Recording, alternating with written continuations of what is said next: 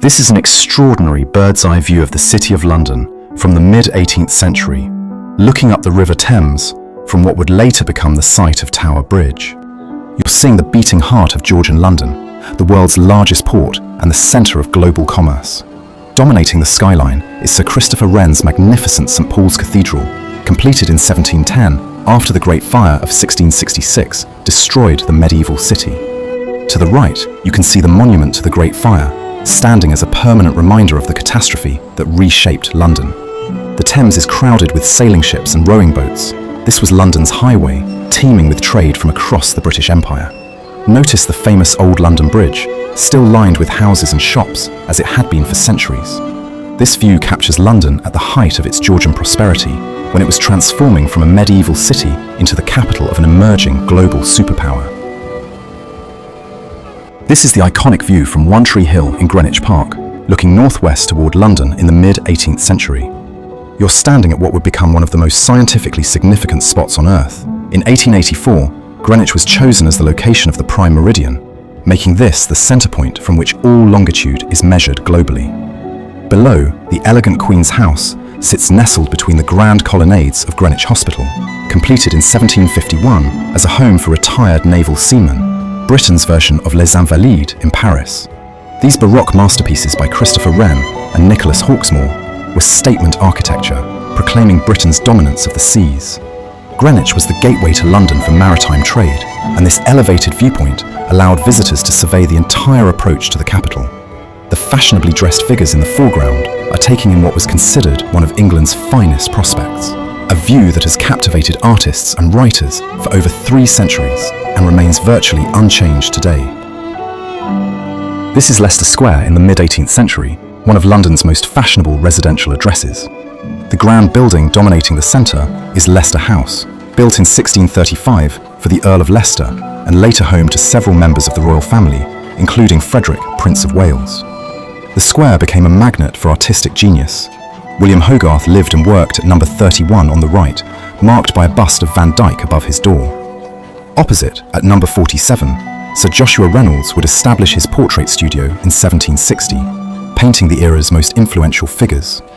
Notice the equestrian statue of King George I at the centre of the square, erected in 1753.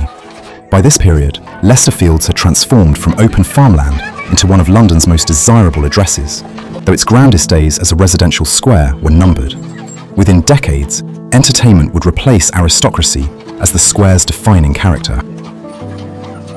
Next, we arrive at the south bank of the Thames, looking across to the Tower of London, Britain's most formidable fortress, seen from the water that once served as both its moat and its highway. For over 700 years, the tower controlled access to the City of London from the river, its imposing stone walls a statement of royal power. The White Tower, the massive Norman keep at the heart of the complex, was built by William the Conqueror starting in 1078, using carved stone imported from France. By this period, the tower served multiple roles simultaneously: royal palace, prison, armoury, mint, and treasury for the crown jewels. The waterfront you see here was the main entrance for prisoners arriving by barge through Traitor's Gate, including Anne Boleyn and Sir Thomas More, before their executions. The various sailing vessels on the Thames remind us this was London's commercial artery, with everything from royal barges to merchant ships passing beneath the tower's watchful gaze. This is the bustling courtyard of the Royal Exchange in the 18th century, where global commerce converged in a single magnificent space.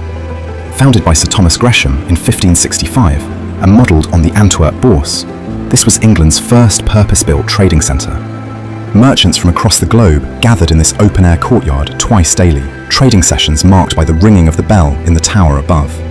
Picture this: deals being shouted in dozens of languages, the rustle of bills of exchange, the scratch of quills on contracts. The arcaded walkways on multiple levels housed shops selling luxury goods, books and maps, while Lloyd's of London operated their insurance business from these very galleries. This single building transformed London into a financial superpower, the prototype that would inspire stock exchanges from New York to Hong Kong. This is St James's Square in the mid-18th century, the pinnacle of aristocratic London and one of the capital's most exclusive addresses. Developed in the 1660s, this square attracted the wealthiest nobility in England. Dukes, earls, and prime ministers competed for residences here. What you're seeing is Royal Gardener Charles Bridgeman's 1720s transformation of the square. He installed that elegant basin, 150 feet wide and surrounded by 8 stone obelisks bearing lamps, enclosed by ornamental ironwork. Before Bridgeman's intervention, the square had been, in the words of residents, rude and in great disorder, muddy, neglected, and frankly embarrassing for such prestigious addresses.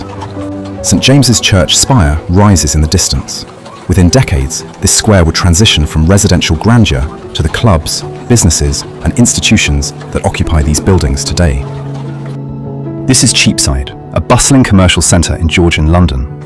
The name comes from the Old English cheap, meaning marketplace, and for centuries this was where fortunes were made. The elegant steeple rising above the street belongs to St. Mary le Bow, Christopher Wren's masterpiece rebuilt after the Great Fire. Those famous bow bells defined what it meant to be a true Cockney.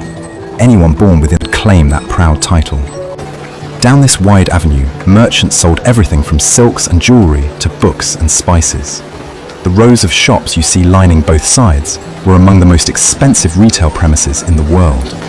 This wasn't just a street, it was the Oxford Street and Wall Street of the 1700s rolled into one, where London's merchant class built their empires one transaction at a time. History has left us thousands of these remarkable engravings and paintings from cities across the globe, snapshots frozen in time, waiting to be brought back to life.